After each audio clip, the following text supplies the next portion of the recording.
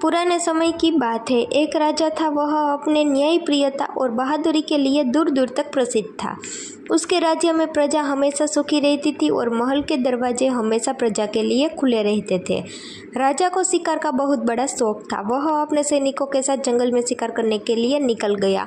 उसने जंगल में जाकर वह एक नियम बनाया कि जो पहले हिरण को देखेगा वही शिकार करेगा, बाकी सब आराम करेंगे। यह सुनकर सभी को उत्साह भर गया और हर कोई चाहता था कि वह पहले हिरण को देखे और राजा की नज़र में अच्छा बन जाए। तभी राजा ने एक हिरण को दौड़ते हुए देखा और उसने अपने सैनिकों को कहा कि अब तुम सब आराम करो, मैं इसका शिकार करूंगा। इतना कहकर राजा ने अपने घोड़े को लेकर हिरण के पीछे भागा और हिरण ने भी तेज दौड़ लगाई, लेकिन राजा पूरे जोश के साथ उसके पीछा कर रहा था और हिरण का पीछा करते करते राजा एक पुराने रेगिस्तान में जा पहुंचा। यह इलाका पूरा रेत का था और यहाँ से हिरण अब कहीं नजर नहीं आ रहा था। हिरण के पीछे लंबी दौड़ के बाद राजा और उसका घोड़ा पूरी तरह से थक चुके थे और उसको बहुत तेज प्यास लगी थी और यहाँ ना दूर दूर तक कोई पानी का स्रोत था और ना नदी दिख रही थी। अब बस सिर्फ चारों तरफ रेत का रेगिस्तान था, लेकिन राजा और उसके घोड़े ने अभी तक हार नहीं मानी थी। वह रेगिस्तान में आगे बढ़ते गए और कुछ दूर जाने के बाद उसे कुछ चमकती हुई चीज़ महसूस हुई। पहले तो उसे लगा कि यह कोई भ्रम है, लेकिन वह एक सुंदर तालाब था और वह उस और तालाब की ओर बढ़ते हुए वहां जाकर वह देखते हैं कि 3 ग्रामीण लड़कियां थी और वह वहां से पानी भर रही थी। राजा वहां से नीचे उतरा और लड़की से जाकर बोलता है, क्या तुम मुझे थोड़ा पानी पिला सकती हो?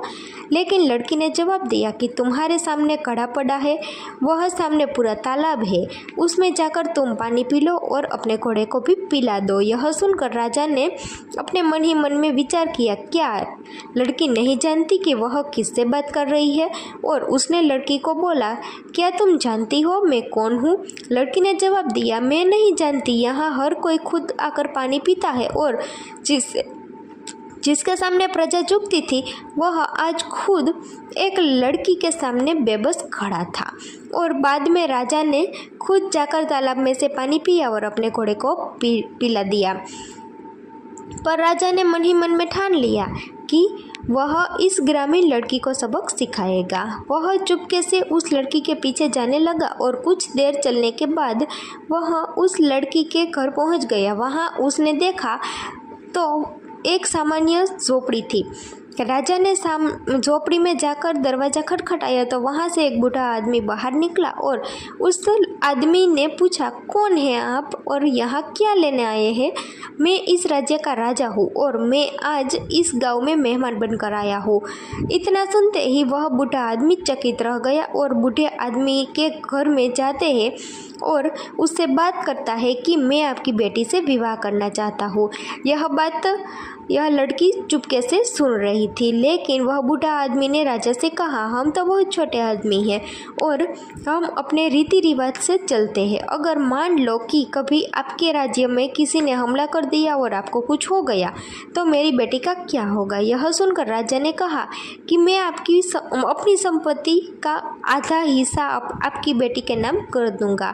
लेकिन बूढ़े आदमी ने उसके सामने एक शर्त रखी, अगर तुम हमारे गाँव में खजूर के पत्तों में से जो टोकरियाँ बनाई जाती है, अगर तुम यह काम सीख लो, मैं अपनी बेटी का हाथ तुम्हें दे दूंगा। यह सुनते ही राजा ने चुनौती स्वीकार कर ली। अगले दिन जाकर राजा ने वहाँ के कारीगरों से टोकरियाँ बनाना सीखना शुरू कर दिया और उसने कुछ ही दिनों में टोकरियाँ और अच्छी अच्छी डिज़ाइन बनाना शुरू कर दिया और अच्छे अच्छे चित्र बनाना भी शुरू कर दिया। यह देखकर गाँव वाले हैरान रह गए। राजा ने अपने हाथों से बनाई हुई सामान जब वह बूढ़े आदमी के हाथ में रखा तो वह हैरान रह गया और बुजुर्ग ने उसे राजा की तारीफ की और हंसते हंसते अपनी बेटी की शादी उससे कर दी और राजा शादी करके अपने राज्य में वापस लौटा और पूरे राज्य में हर्ष का माहौल हो गया। सारे दरबारी ने भी उसका स्वागत किया, लेकिन बाद में राजा ने जाकर अपने दरबार में ऐसा फैसला सुनाया कि यह सुनकर सब हैरान रह गए। उसने उस लड़की को कैद खाने में डालने को कहा। यह सुनते ही पूरे दरबार में सन्नाटा छा गया। यह सुनकर एक दरबारी ने बोला, यह आप क्या कर रहे हैं महाराज। और राजा ने उत्तर दिया कि यह वही लड़की है जिसने मुझे पानी देने से इनकार कर दिया था। तभी मैंने ठान लिया था कि एक दिन मैं इस लड़की को ऐसा सबक सिखाऊंगा। यह सुनकर सब चकित रह गए।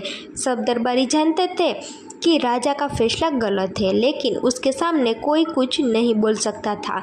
और सिपाहियों ने उस लड़की को कैद खाने में डाल दिया। और वहाँ कैद खाने में पूरा अंधेरा था। वहाँ बहुत कम रोशनी आ रही थी और उसे सिर्फ खाने में एक रोटी दी जा रही थी और थोड़ा सा पानी दिया जा रहा था। लेकिन उस लड़की ने हिम्मत अभी नहीं हारी थी और वह रोज़ भगवान से प्रार्थना करती थी कि मेरा इरादा राजा को ठेस पहुँचाने का नहीं था। अगर मेरी वजह से राजा को कोई परेशानी हुई तो मुझे माफ़ कर दे और मुझे इस कैद खाने से जल्दी आज़ाद करे। और दूसरी तरफ राजा अपनी जीत का जश्न मना रहा था, लेकिन फिर किस्मत ने करवट ली और राजा एक दिन फिर शिकार के लिए निकला और वह जंगल में एक हिरण का पीछा करने लगा। लेकिन हिरण का पीछा करते करते वह यह भूल गया कि वह अपने राज्य से दूर दूसरे राज्य की सरहद में जा चुका है। और उसे राज्य के सैनिक ने देखा कि कोई अजनबी उसके राज्य में शिकार करते करते चला आता है और उसे तुरंत बंदी बना लिया गया। और उस राज्य के राजा ने हंसते हुए कहा कि यह तो वही राजा है जो अपनी प्रजा पर बहुत जुल्म करता है और तुमको इस कैद खाने में डाल दिया जाएगा जहाँ पूरा अंधेरा है। राजा को उस अंधेरे के कैद खाने में डाल दिया गया और उसे वहाँ खाने के लिए सिर्फ एक रोटी और पानी दिया जा रहा था। उसकी वही हालत हुई जो उसने उस लड़की के साथ किया था और धीरे धीरे उस कैद खाने में राजा का पूरा अहंकार चूर हो गया और उसकी आंखों में आंसू थे और वहाँ भगवान से प्रार्थना करता था कि मैंने बहुत बड़ी गलती की है। अगर मुझे मौका मिले तो मैं उसे सुधारना चाहूँगा। कैद खाने में राजा ने सोचा कि यूं ही पछताने से कुछ नहीं होगा, मुझे बाहर निकालकर कुछ करना होगा।